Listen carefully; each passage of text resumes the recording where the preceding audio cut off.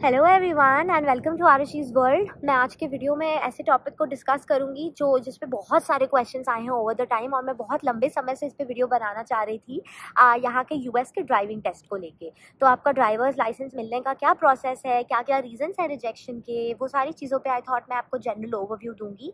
जो पॉइंट्स मैं आपको बताऊँगी वो इंडियन स्टूडेंट्स के रिजेक्शंस के सबसे मेजर पॉइंट्स हैं। तो यहाँ पर मैंने अराउंड 50 to 70 स्टूडेंट्स से बात करी जो मेरे फ्रेंड्स में, एक्सटेंडेड नेटवर्क में जिनके रिजेक्शंस हुए, उनके रीजंस मैंने गैदर किए कि क्या क्या रीजंस हैं, टॉप रीजंस फॉर रिजेक्शन। तो वो मैं आप लोगों के साथ डिस्कस करूंगी।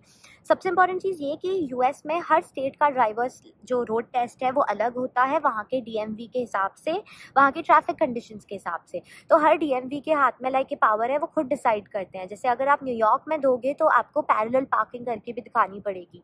मैंने रैली में दिया, मुझे पैरेलल पार्क नहीं करना पड़ा।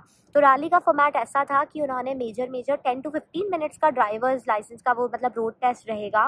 तो उसमें उन्होंने 3 पॉइंट टर्न करवाया था, रिवर्स करना था स्ट्रेट बिल्कुल लेन में, इमीडिएटली स्टॉप करना है, वो आपको स्टॉप बोलेंगे, आपको झटके से गाड़ी रोकनी है। उसमें अगर 1-2 सेकेंड का भी डिले हुआ, उनको लगेगा आपकी ग्रिप नहीं है कार पे, वो रिजेक्ट कर देंगे।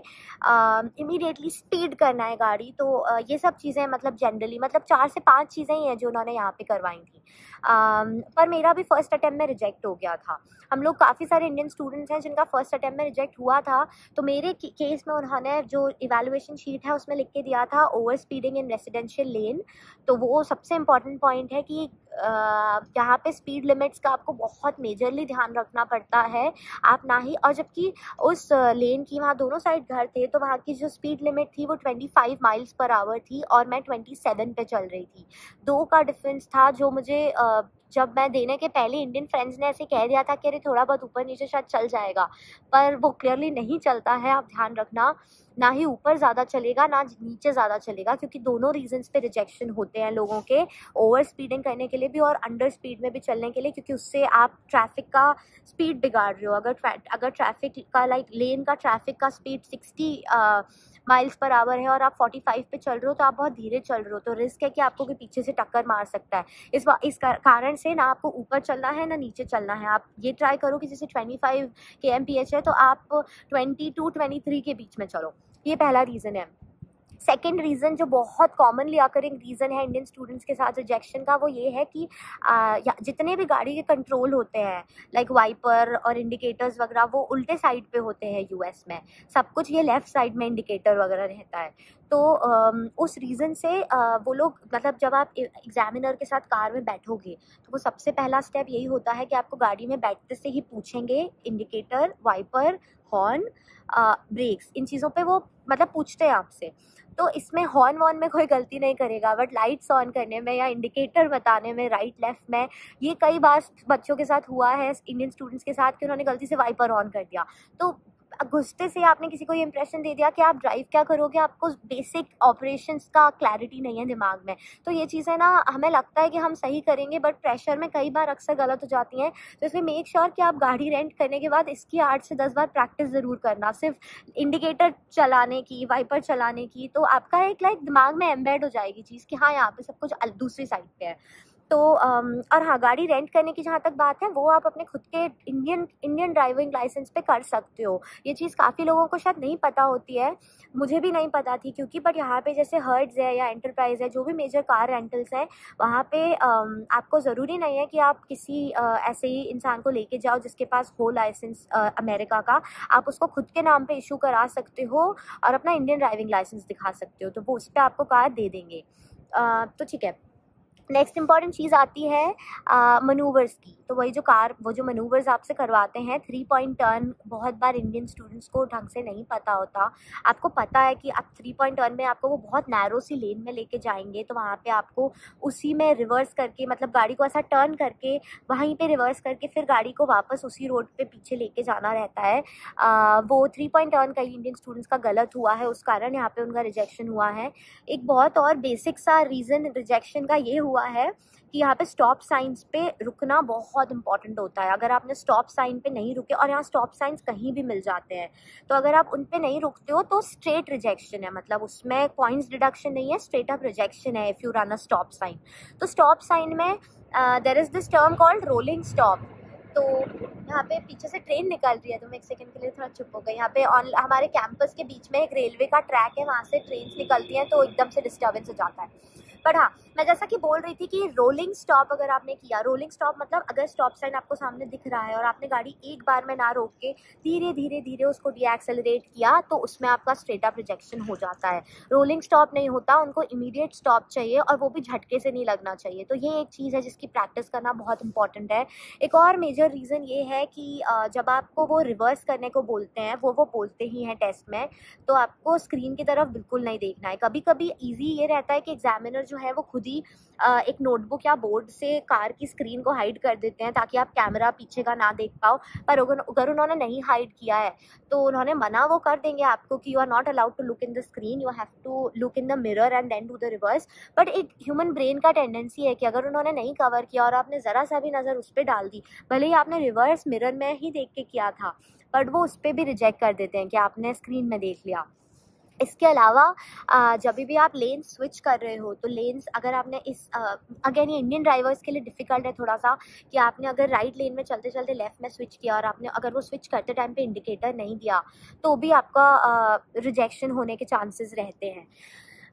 फिर एक और मेजर रीज़न इंडियंस के लिए अगेन ये है कि अगर कोई पैसेंजर क्रॉस कर रहा है ज़ेब्रा क्रॉसिंग को, भले ही वो उनका टर्न नहीं है, मतलब भले ही ट्रैफिक सिग्नल हमारे जाने के लिए ग्रीन है और उनके लिए रुका हुआ है, बट अगर तो भी वो क्रॉस कर रहे हैं ना, तो आपको दूर से ही देख के कि पैसेंजर्स हैं, एक रीज़नेबल डिस्टेंस पे गाड़ी को रोक देना है। अगर आप उनके बहुत पास जाके रोकोगे तो अगेन यहाँ पे लाइक राइट ऑफ वे होता है, तो उसमें हमेशा पेडेस्ट्रियंस को वो पहले मिलता है।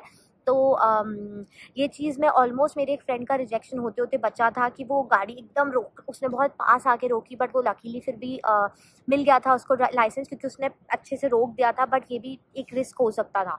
इसके अलावा क्या क्या पॉइंट्स हैं मैंने यहाँ पे नोट किए थे।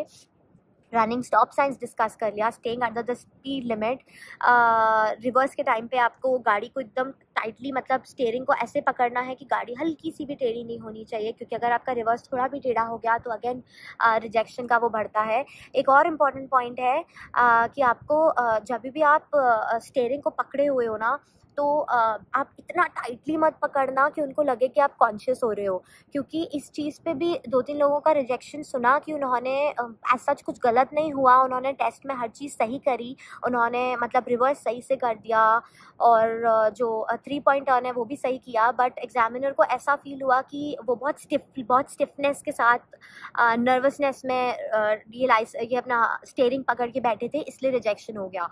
तो बॉडी लैंग्वेज वाइज भी प्लीज़ मेक श्योर कि आप बिल्कुल भी उनको नर्वस ना लगो, अंडर कॉन्फिडेंट ना लगो और ना ही ओवर कॉन्फिडेंट लगो।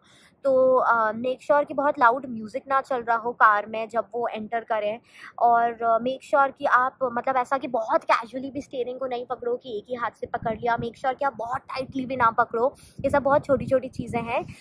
एक और जो बहुत मेजर पॉइंट है जिसमें अक्सर चांसेस हैं कि आप रिजेक्ट हो सकते हो, वो है पार्किंग करने का। तो वो जब आपका पूरा टेस्ट 10-15 मिनट करा के ले आएंगे, आपका टेस्ट एंड होता है जब आप पार्किंग लॉट्स में पार्क कर दो कार को। तो ये बहुत ट्रिकी है, क्योंकि इंडियन ड्राइवर्स को पार्क करना आता है, बट यहाँ पे वाइट बाउंड्रीज कटी रहती हैं पार्क करने के लिए। तो आपको मेक श्योर करना है कि आप उस बाउंड्री के अंदर ही पार्क करो। अगर आपने उस बाउंड्री के ऊपर कर दिया या बाउंड्री से निकाल दिया, तो वो भी मतलब आपको लगेगा, वो बहुत अपसेटिंग हो सकता है, क्योंकि आपने पूरा टेस्ट सही किया और आपने लास्ट में सिर्फ पार्क ढंग से नहीं किया, तो that can also lead to a rejection. तो वो पार्किंग लॉट में जब ले जाएं, आप मेक श्योर अगेन कि इसकी भी पहले से खूब अच्छे से प्रैक्टिस करो कि आपका जो कार है वो अच्छे से अलाइनमेंट में, दोनों जो वाइट पार्किंग लाइन्स हैं उनके बीच में जाके अच्छे से लग रही है। तो यही सब पॉइंट्स हैं। आई डोंट थिंक मैंने अब कुछ मिस किया है। ये सब चीज़ें थोड़ी सी लक बेस्ड हो सकती हैं, तो प्लीज़ मेक श्योर कि अगर फर्स्ट अटैम्प्ट में नहीं भी निकले तो आप डिस्करेज ना हो। बहुत अच्छे लाइक मैंने जैसे बताया, मेरा इंडिया में मतलब ड्राइविंग मैंने किसी भी तरह के इंडियन स्ट्रीट्स में ड्राइविंग करी है, मेरा नहीं निकला था। उस समय कुछ ऐसा योग चल रहा था कि हम जितने इंडियन बच्चे जा रहे थे, हमारा सबका रिजेक्शन हो के वापस आ रहा था।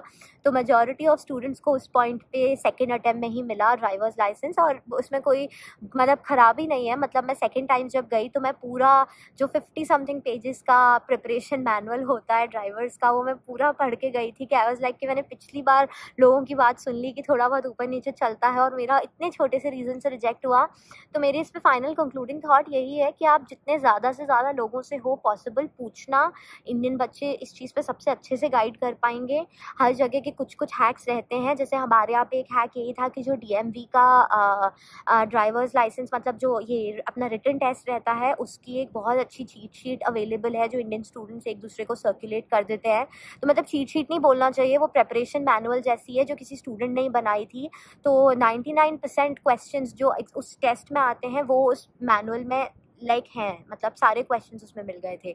तो इस तरह की चीज़ें इंडियन स्टूडेंट्स आपको बता देंगे हेल्प करने के लिए। एंड मेक श्योर कि आप सिर्फ लोगों की बातों पे भी मत जाना। इसलिए आई वुड रेकमेंड कि अगर टाइम हो, पॉसिबल हो, तो जो मैनुअल है उसको एक बार पढ़ ही डालना। उसमें कई तरह के रूल्स होते हैं जो पता चल जाते हैं, जो आइडियली ऐसा वर्बली कॉन्वर्सेशंस में आपको नहीं पता चलते हैं। जैसे उसमें मुझे एक रूल पता चला था कि यहाँ पे आपको बस स्टॉप को ओवरटेक करना बिल्कुल अलाउड नहीं है। मतलब इट्स कम्प्लीटली इलीगल, क्योंकि छोटे बच्चे हैं। तो अगर बस स्टॉप खड़ी हुई है तो वो कितनी भी देर खड़ी रहे, भले ही सिग्नल आगे ग्रीन हो, but you can not overtake a bus. अब bus carrying school children, like अगर स्कूल बस है तो यू कांट ओवरटेक इट। तो इसका लकीली मेरे टेस्ट में इसका कोई फ़र्क नहीं पड़ता, क्योंकि कोई स्कूल बस नहीं मिली। बट रैंडमली मान लो मिल जाती और मैं क्रॉस कर देती तो रिजेक्शन हो जाता। तो इसीलिए आई वुड से कि आप मैनुअल को भी खुद से पढ़ना टेस्ट देने के पहले। बाकी इतना कुछ डिफ़िकल्ट नहीं है। मैंने जैसा पहले बोला, अगर आपने इंडिया में ड्राइविंग करी है तो यहाँ का टेस्ट निकालना बहुत डिफ़िकल्ट नहीं है।